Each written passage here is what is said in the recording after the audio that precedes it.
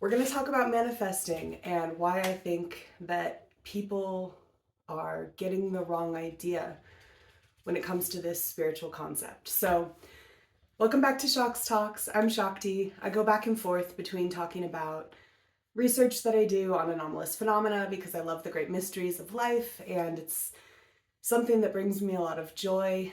And I'm also talking about spiritual topics because my whole life is a spiritual life. It's my deep core essence, and it's also my upbringing, and it's also my current interest.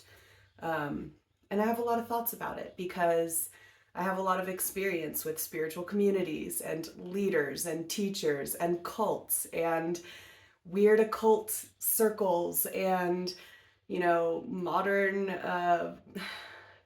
kind of snake oil salesman. And so I have my own deep, intimate, personal understanding, and I also have tons of context.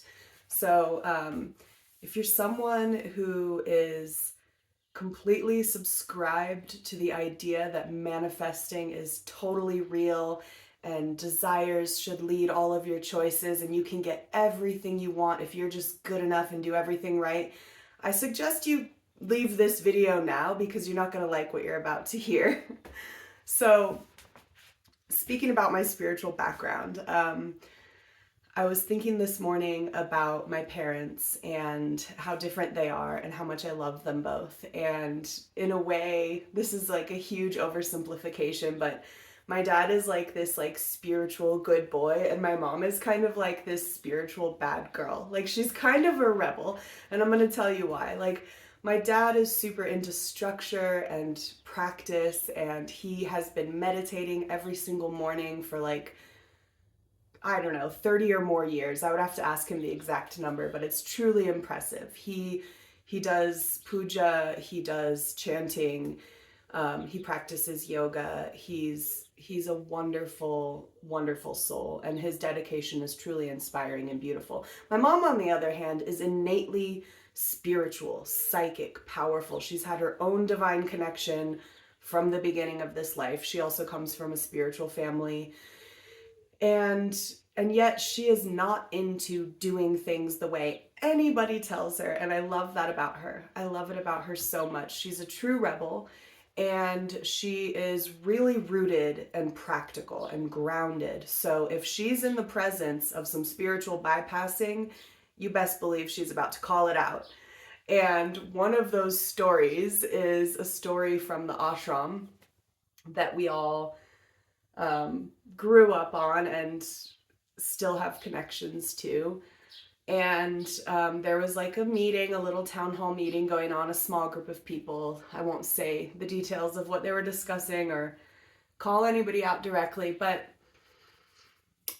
my mom began to feel and sense that there was some spiritual bypassing going on, is the best way I can put it, and that people were being a little bit delusional and ungrounded and kind of painting a picture of the past that was unrealistic. And in order to snap everybody back into the moment, she had the audacity to say bullshit in the meeting, and everybody was appalled and feathers were ruffled. And you don't use words like that when you're very spiritual and enlightened, and which is not true, but it was a big moment for people. And I think at the core of what was going on in that moment was like, no matter how much you try to delude yourself into creating a reality that is not the real reality, that real reality is going to come and smack you in the face. Like it will, in the form of a person, an experience, nature, just so many ways in which that can happen. And in that particular moment, it was my mom who was the vehicle for that for that moment of truth.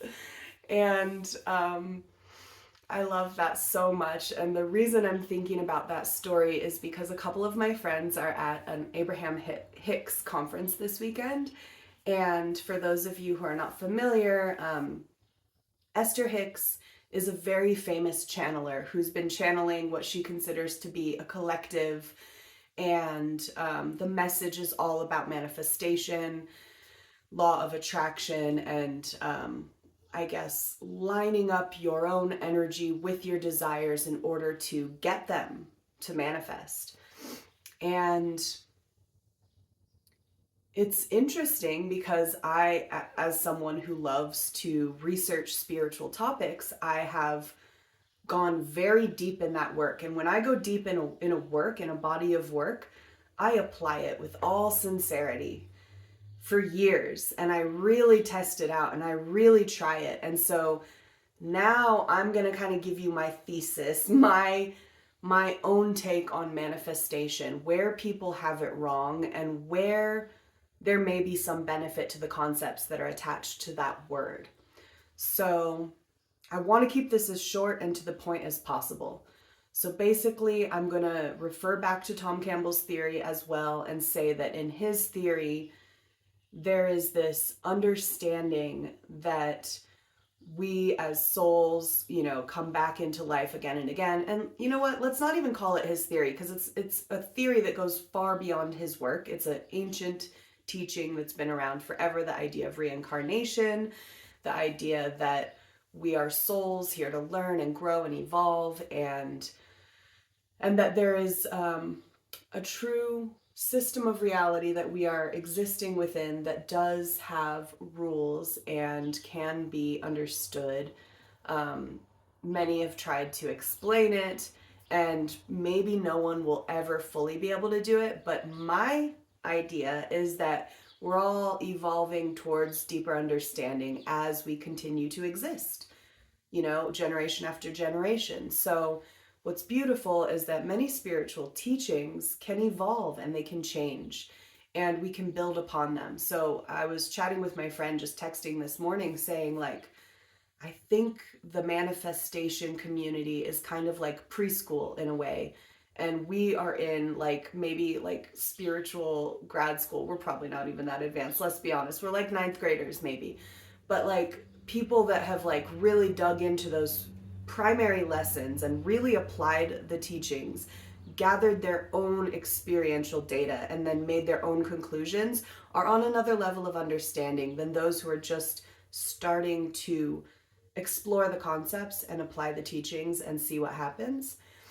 And so I want to first honor those teachings and say that there's great benefit in those teachings, and I have received great benefit from applying some of those techniques. However, I think there's a point at which it all falls apart, and that's what I want to talk about, because I think it's really unhealthy and unfair for people to be beating themselves up because they're not achieving the manifesting of their desires. The manifestations are not coming, or they're not getting what they want, and that therefore they feel spiritually bad or wrong, because based on the teachings around manifestation, it's all about you changing your own frequency and vibration, and you're the only one who's getting in your way and all this stuff. And I think that's utter nonsense. So let's break down the concept of manifestation. So I decided not to read definitions today. I'm just gonna kind of pull from the ether here, because it's a term that has many meanings now, and as people use words in our reality, they gain all kinds of different flavors, and so it's a word that spiritually means creating what you want in your life, using your life force energy, your intention, aligning up with the power of the universe and all that. And in a more literal sense, you could think of it as just step by step creating something. And I think that those two things need to be separated, because in life, in this physical matter reality, we have a lot of power and agency. And in the spiritual realms, there's power that goes far beyond any of our understandings. And I do believe that miracles are possible. I do believe that great anomalous things can occur in this reality. But let's focus back in on what's more likely to happen. And that's really what is happening within the rule set of physical matter reality and your soul's experience within that rule set. So in physical matter reality, first bottom line is the cards were dealt the moment you were born. So you're coming into a constrained reality, because that's the whole context of your own individual experience, is whatever's going on in the world at the time that you come in. You come into a family most of the time, and that's another constraint that's going to shape you.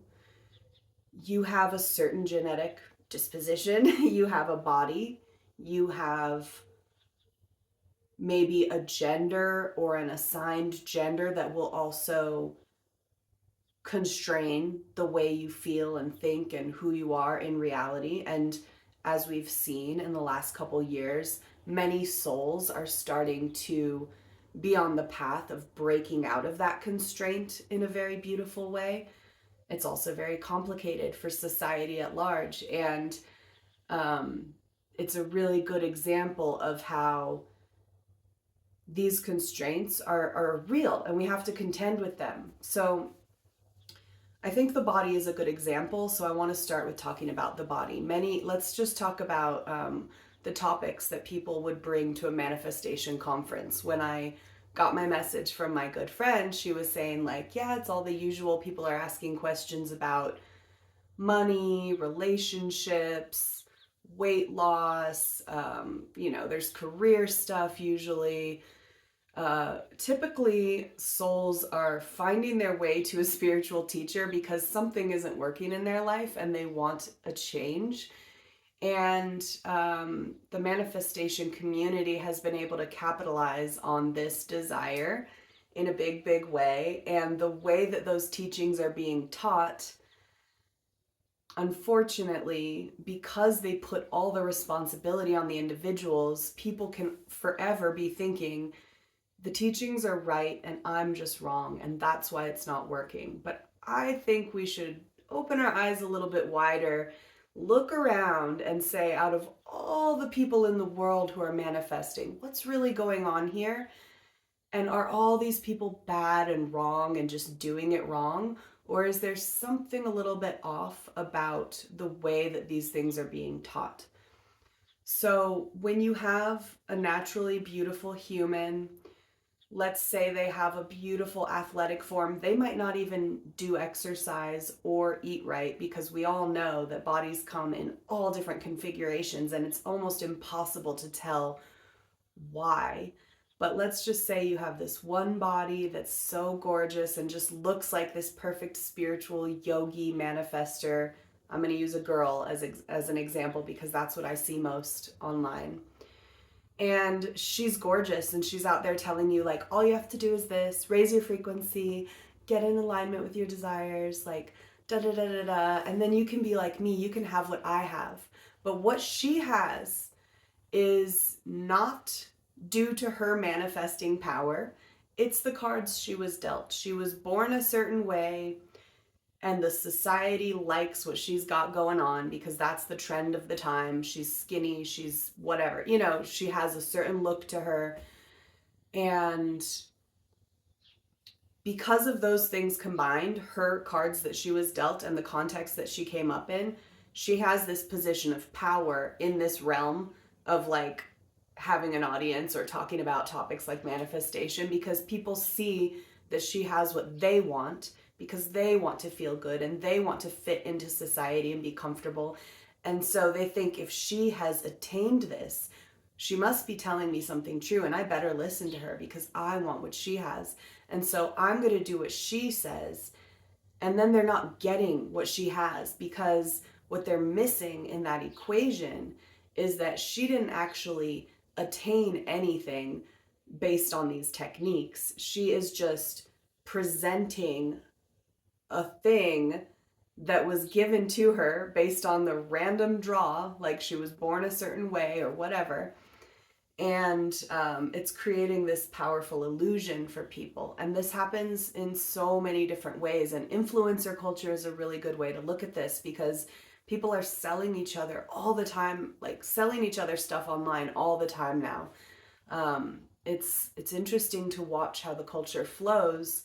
And, while there was this insane burst of creativity, like when TikTok first emerged, it quickly declined into this like strange environment of people marketing things to each other.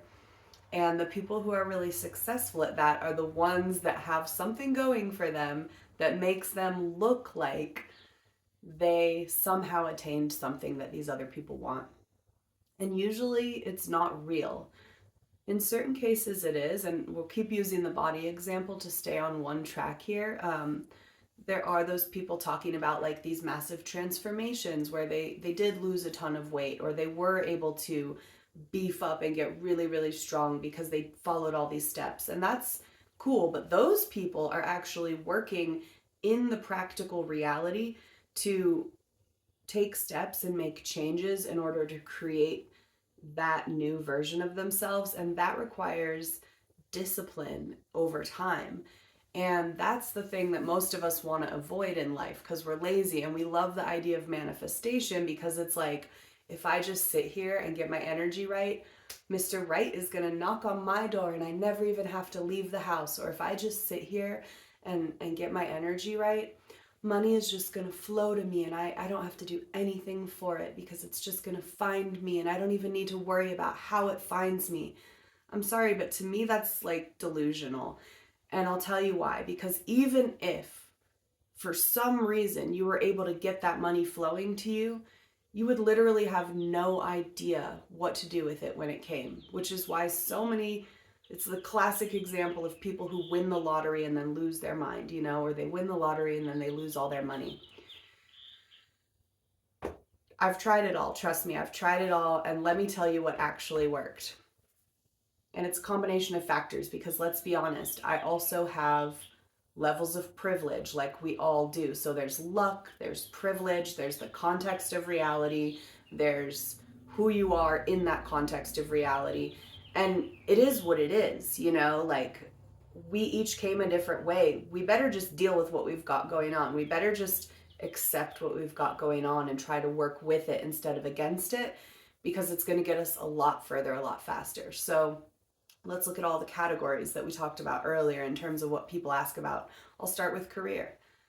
I could sit here and say, I manifested an incredible career for myself because I'm spiritual and now I have this really cool job and blah, blah, blah.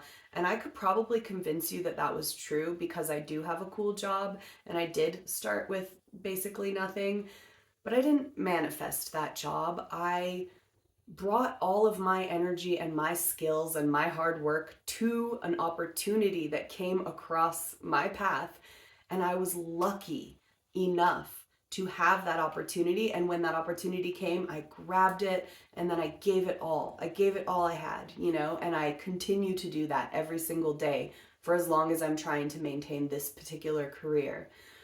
I have had to work really hard. I have had to overcome all kinds of internal blockers along that path. I've had to train myself in things that I never knew how to do. I've had to just accept so much support and help from others. I've had to observe others and learn from them, read books, watch videos. So the true truth is that a great opportunity came. The universe did present me with something, if you like to put it that way, which I do. And I ran with it, you know, but I know that there could have been a million other ways that that went, and that might have not been my path or my, you know, my luck. And no matter what, I also know that I have strength in me, and I'm smart and I'm really resourceful, really capable, really good at learning really fast. I think I could do 5 more different careers in this lifetime and be good at them. You know, I'm just that that's my mom's energy, you know. It's like persnickety. We just have that in us. We have that innate confidence, and we prove it to ourselves through action. So that's one area where, you know, I did try to align my energy at various stages throughout that process. But in the end, when I really look at what happened, I can see easily that it was, you know, opportunity, choice, action, commitment, discipline. All of that is what got me where I am. When it comes to money, same thing. I grew up super, super poor. I know a lot of people say that, but like it was real. We were in one of the poorest counties in the country at the time that we lived there. My dad was a school teacher. My mom was like staying at home taking care of us most of the time, but also had different jobs off and on.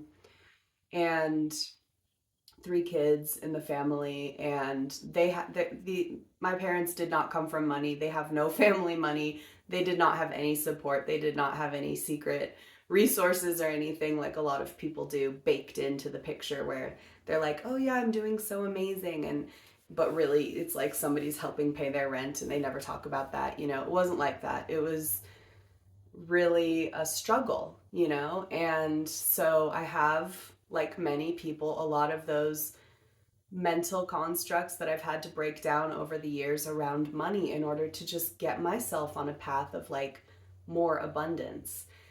And I remember a friend of mine back in, like, I think it was in after college. It was like college age-ish, was kind of lecturing me about money because we were living together at the time, and I always had like service industry jobs and like little cashier jobs and some little management jobs later on and things like that. But a lot of it was, you know, $12 an hour, something like that, 15 if I'm lucky. Like that was like rich at the time.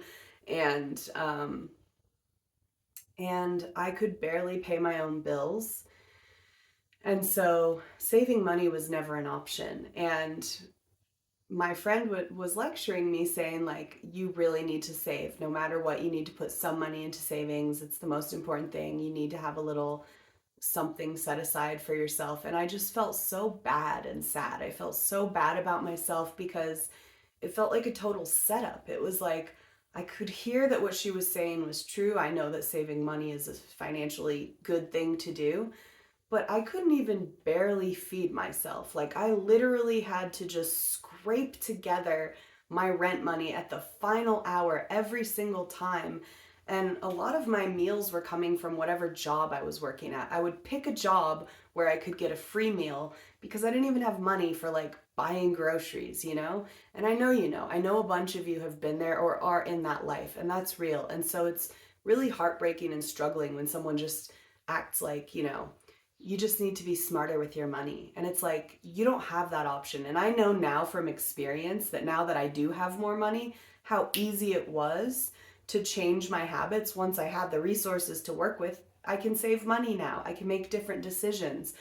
But even that, in order for me to get there, I had to do all these steps. I had to do spiritual work on myself, energetic work on myself, financial planning lessons. I took a class, I read books. I had to do so much to recalibrate to this new level of reality because it was foreign to me. It was something completely new. And those were the practical steps I had to take.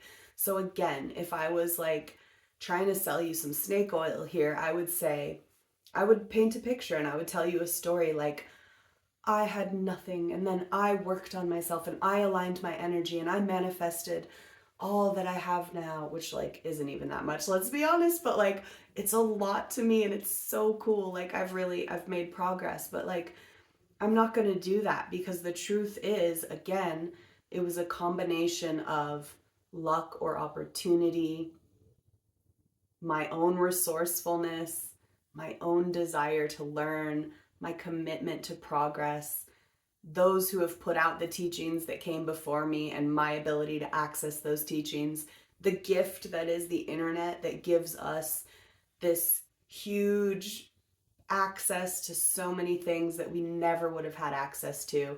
I saw what was out there that I could use, and I used it, to my benefit in a way that helped me progress.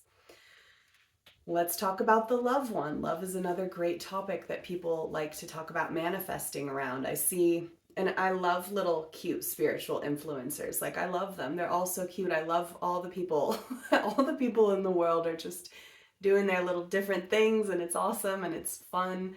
And I really I also love to be dazzled. So I see these really pretty, happy little spiritual souls talking about their manifestation, and it makes me happy because I'm like, oh, they feel good and they have what they want, and that's nice. But I also know that in this current reality, if you are a classically, you know, hot girl in the world, all of us, men and women, have been brainwashed for a really long time to value that, for that to be a high, high value. So if you're just this little gorgeous hot girl in the world and some man scooped you up and married you and gave you the life of your dreams, it's like, remember those commercials where they would say like, I don't know, it was like, maybe it's Maybelline, maybe it's something, or maybe it's Maybelline. I'm like, maybe it's manifesting, or maybe it's just your privilege. Like, maybe you aligned your energies, or maybe you're just a hot girl, and that's what a certain man has been programmed to desire and require to fulfill his status goals in life. And so he scooped you up. Like, is that manifesting? You know? Um, and I know this is a buzzkill maybe to some people that are super into that kind of magical thinking, but the reason it's very important is because those ideas can be extremely damaging. And I do believe that we are here as spiritual souls on a spiritual journey, and it's important to honor all of us who are here together, and not all of us are going to have access to the things that some of us do.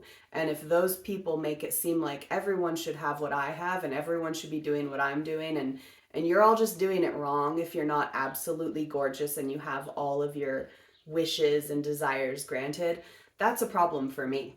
That's a problem for me. I don't like that. I don't like that one bit, because I have a lot of really good friends and people that I love who are at all different levels of privilege and ability, who have come into this reality and were dealt different cards. They look different ways, they communicate in different ways, and they exist in reality in completely different ways. And they don't deserve that. They don't deserve that, anyone to be thinking that they're doing anything wrong. Um, so I have these books here because I had a friend recently talking about some body issues, and I was like, oh, I have the prescription for you. I went on a body deep dive a couple years ago and found these great works of art, I will say. They're all by people of color, they're all by women, and they're all by activists. And the first one is The Body Is Not an Apology. This is Sonya Renee Taylor. The Power of Radical Self-Love. We've got Virgie Tovar, A Complete and Total Badass. You Have the Right to Remain Fat. And we've got Pleasure Activism, Adrienne Maree Brown, a classic, a new classic that we all love and adore. They also, Virgie and Adrienne Maree Brown, have really cool Instagram accounts too. But the reason I'm bringing these books up is because brainwash is real. And in order to deprogram the brainwash of the culture that made you feel you had to be a certain way physically, you need to reprogram by slowly reading these words one at a time and letting them sink into your psyche and change you at a deep, deep level. And maybe you need to read them a couple of times, you know, to really get it in. And I'm bringing this up because these books are radical, and they give you a deeper understanding. If you do happen to be someone who is a little more privileged in this area of your reality, like physically, let's just say, it's going to give you deep compassion and understanding for the other side. And once you have that, it'll be impossible for you to expect others to change in the way that the manifesting mindset might have you expecting others to change. These stories are about accepting and embracing what you've got going on and making the most of it, and honoring and loving your body as a temple and as a treasure and as a vehicle for your experience. And I think this is foundational to all spiritual work. Yoga is all about this. Yoga is about looking at the different limbs of yoga, or these are the different aspects of your spiritual experience here as a human on earth. There's like mental aspects, energetic aspects, philosophical aspects, a research component, which is like the scriptures and the teachings. And then there's the physical component, which is the yoga teachings. And even though yoga has this idea embedded into it that like you should attain this perfect body of health, I think we can now take that to the next level, which is not about attaining a body of perfect health, but about being really real with the body that you do have, loving and honoring it for what it is, and finding the juicy, beautiful lessons in whatever experience you're having in this life. Because the way manifesting has us all thinking about reality is that we should control everything with our ego. It's like, I want this and I should have it and I should manifest it. But some of the deepest, greatest spiritual lessons literally come from not getting what you want. Don't you hate that? It's true. And some of the greatest spiritual progress can be made when you are having to accept something that you cannot change, that you do not have the power to change. Isn't that amazing? It is amazing. And it's brutal. It's not cute, It's not fluffy and it's not sparkly. Some of the greatest art comes from this type of struggle. And we all know in our core that this is true. We know that it's true. And so leaning into that is so much more powerful than this other version of spiritual bypassing where we are constantly questioning ourselves and also gaslighting ourselves. That's the problem with the current thought bubble around manifestation, in my opinion. And as always, these are all just my opinions, and I hope that you make your own and have your own and are very clear on them and are very bold about expressing them, because this is your one life, and that's a really cool thing to be able to do. So what is good about manifesting, and what can we take from manifesting? First of all, I'll be the first to admit, I love to say, ooh, I manifested a good parking spot, or ooh, I manifested such a fun time, because it's a fun idea and it's in the lexicon, and it's, we're, a lot of us who are spiritual are going to probably use that term from time to time, and I think it's fine. I think it's okay for us to be light with it and us to be silly about it and like pretend sometimes that we manifested things because they just happen to happen. But when it's not healthy is when we take it too seriously and we start to really worry about why our manifestations aren't coming, and just then we're fixated in a cycle of basically self-loathing, and we're also missing out on the opportunity to take the steps to achieve the goal that we have. A lot of goals are achievable, and what we know from history and from all the amazing people that have come before us is that there are so many examples of people who have overcome great odds to achieve a goal, and that's a really cool thing, and we can draw inspiration from that and learn. But there are steps that have to be taken to achieve those goals, and I think that a lot of the great heroes are not out there talking about how they manifested stuff. They're going to be telling you what they did to get where they got. And what is good about manifesting, let me get back on track with that, is this idea of aligning your energy is actually very powerful and very useful. And what we can do is think about how, let's break it down into two components again: the sort of spiritual, ethereal, ephemeral aspect of our experience, and the more tangible, physical, grounded, rooted, real, fire's gonna burn you, that kind of reality, So they both exist and they're both intermingling, and that's part of our human experience, and it's cool. In that ethereal realm, this is where manifesting can really benefit us, because aligning our energy can really help us to have a more positive internal experience. And a lot of what we're doing here in life is an internal experience. We're thinking and we're feeling. We're in our heads and we're in our energy bodies, we're in our physical bodies, but we're also in this conceptual kind of reality. And if you take the idea of manifesting and the part where you are working on your piece of the puzzle, I have a sneeze.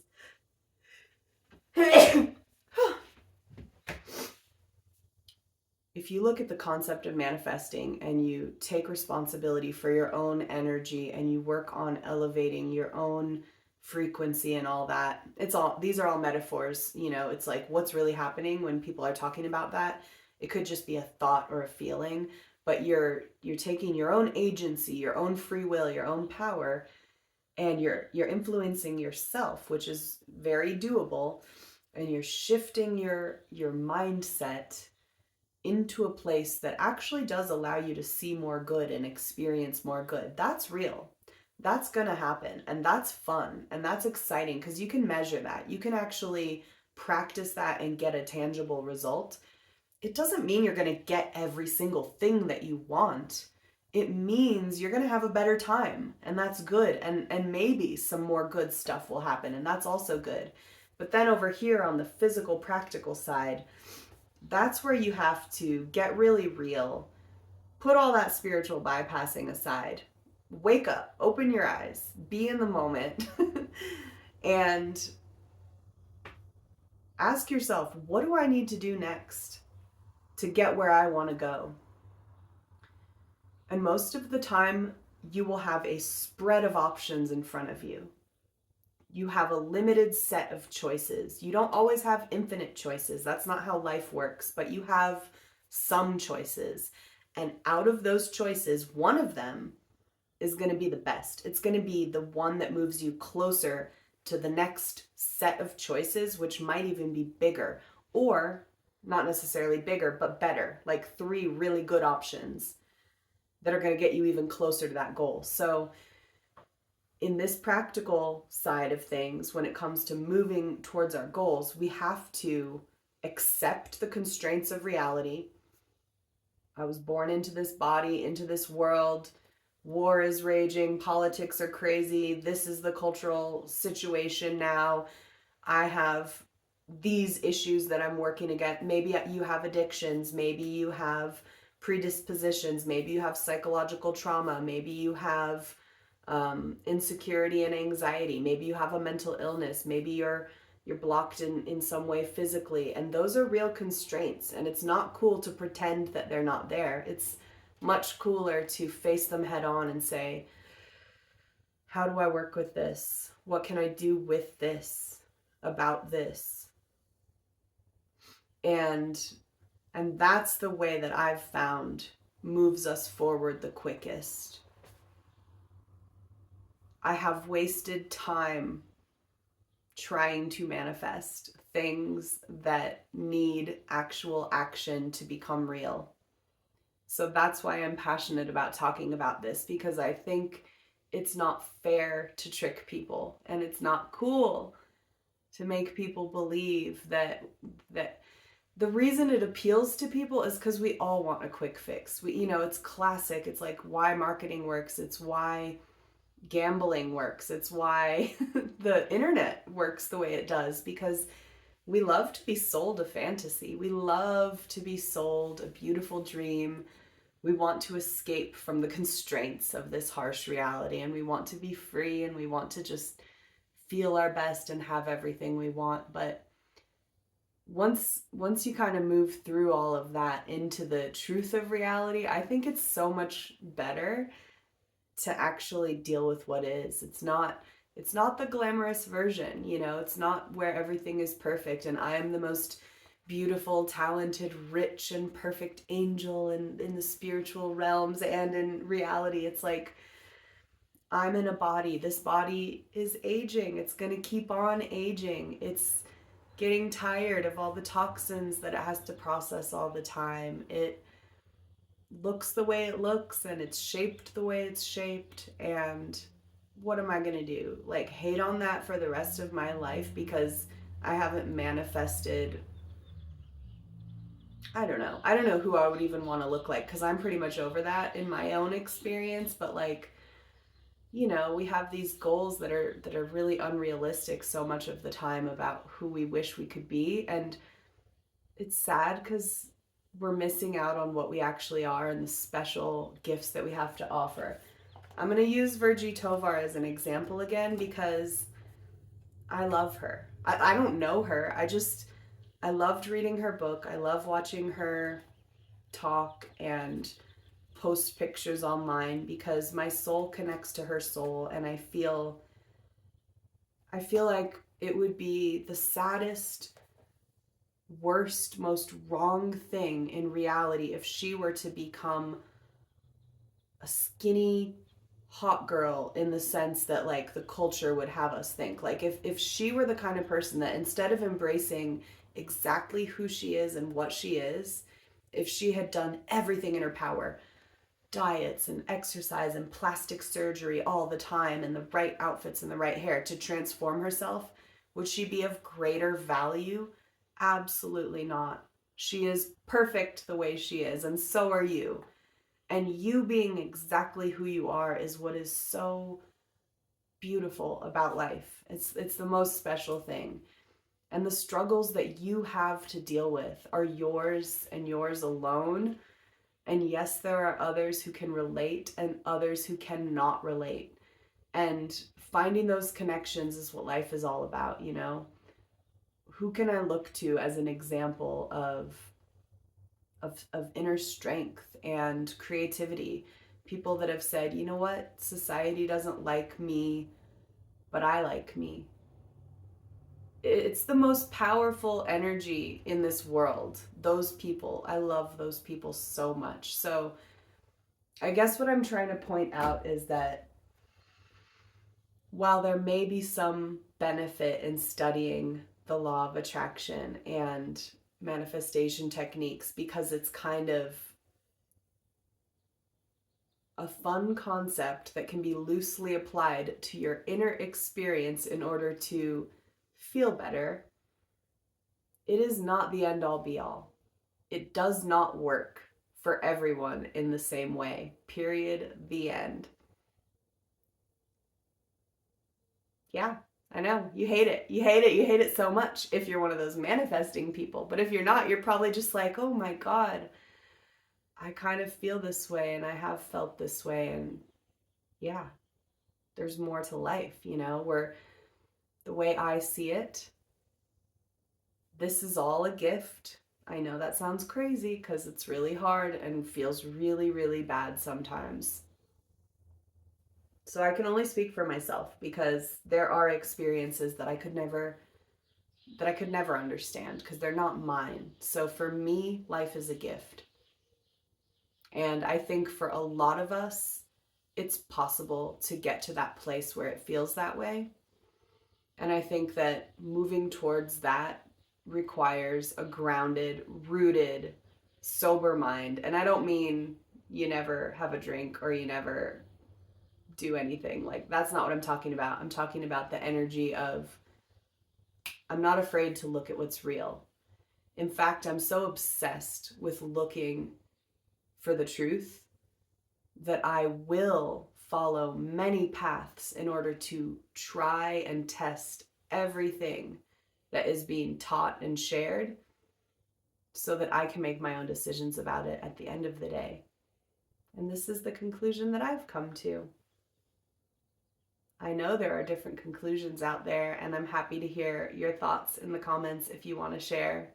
And thanks for listening to my little manifestation rant today. I just woke up feeling so strong about this that I wanted to jump on and record. I didn't even dry my hair.